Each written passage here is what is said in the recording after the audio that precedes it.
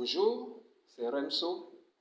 Dans cette vidéo, nous allons parler du choix de nos amis et spécialement des personnes auxquelles il faut faire très attention dans ces relations.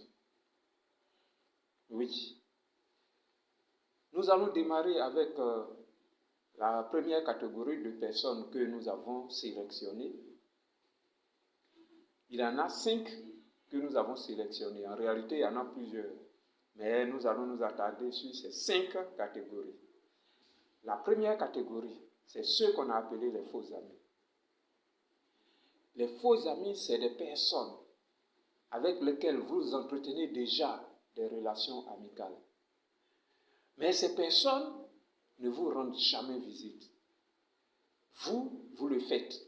À tout moment, vous allez chez ces personnes pour savoir comment ça va, ou par appel, vous demandez ces nouvelles, mais ces personnes, vous ne les voyez jamais.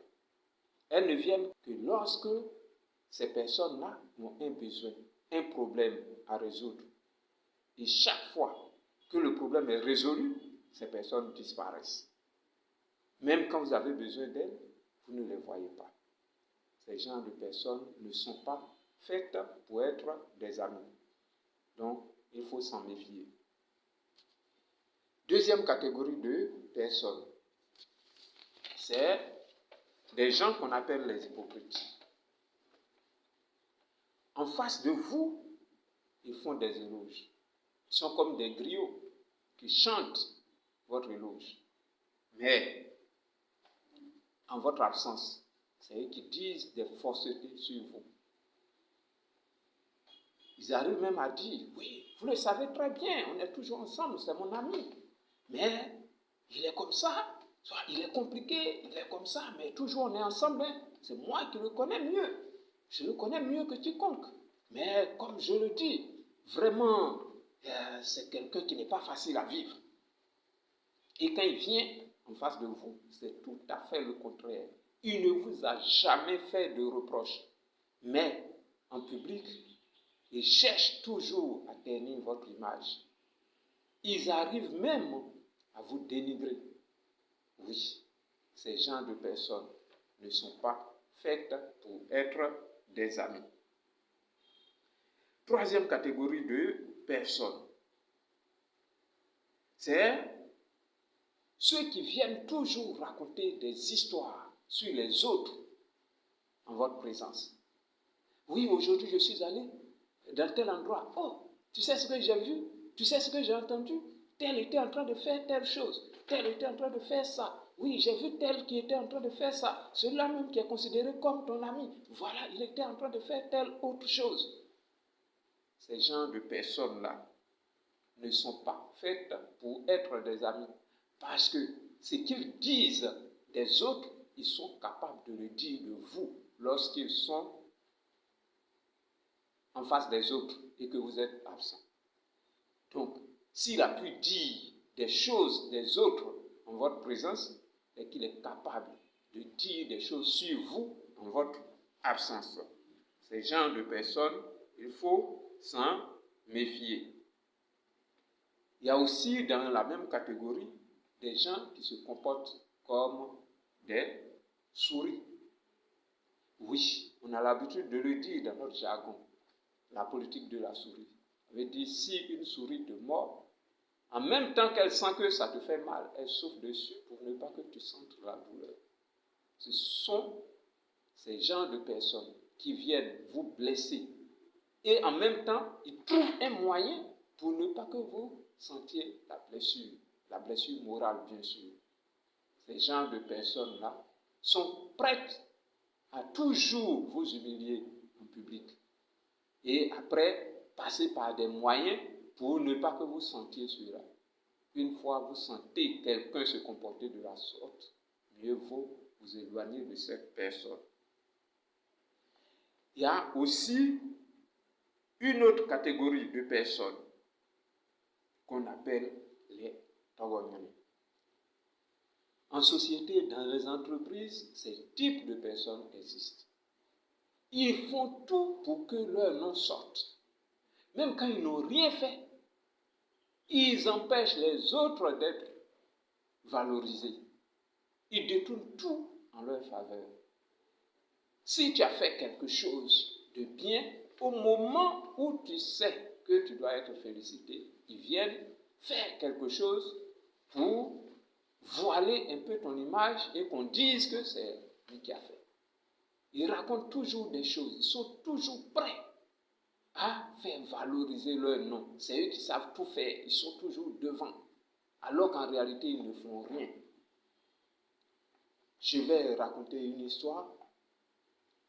Il y a une entreprise qui recrutait et le recrutement a commencé, ils étaient à la dernière phase.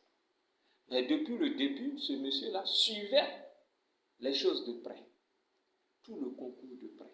Il a tout fait et il a le contact des candidats. Il suivait de près. Maintenant, la dernière phase, l'entretien d'embauche. Ils étaient à la dernière phase. Et après l'entretien, rapidement, avant même la proclamation des résultats, il a tout fait, comme il est malin, il a tout fait pour avoir le résultat. Et quand il a vu la personne, le nom de la personne qui a été recrutée, immédiatement il a appelé la personne.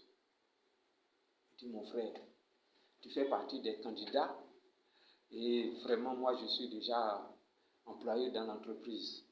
J'ai de très bonnes relations avec le patron.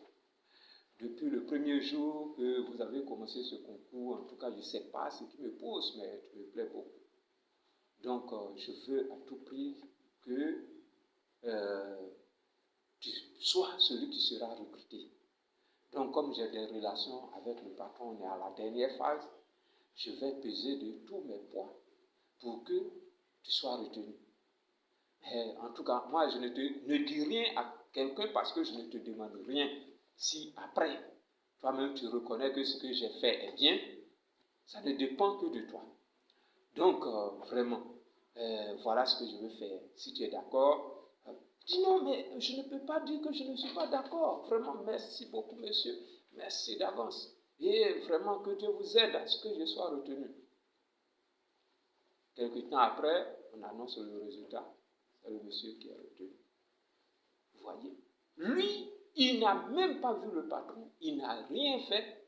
Mais comme il est malin, il veut toujours que ce soit son nom qui soit au-devant des choses. Voilà. Ce malin, c'est qu'il a fait. Ces genres de personnes-là ne sont pas prêtes pour être de bons amis. Donc, il faut s'en méfier. Il y a aussi une catégorie de personnes que moi j'ai appelées les faux croyants. Oui, les faux croyants. Ce sont des personnes, dès votre première rencontre, mettre Dieu au-devant des choses. Oui, je suis un serviteur du Seigneur, je suis un serviteur de Dieu, je suis tant, je suis ci, je suis cela. Et je suis venu pour vraiment t'aider dans tel domaine. Je peux toujours prier pour vous, ou bien je peux faire telle chose. Mais en réalité, c'est des faux chrétiens ou des faux musulmans, des faux religieux. Parce qu'en réalité, il n'en est rien. Voilà, je vais vous raconter une histoire qui s'est produite devant moi. Une dame et un homme qui étaient en désaccord, on peut dire ils étaient en palabre.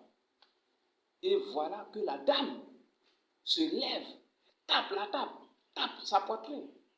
Oui, toi, qu'est-ce que tu peux me faire?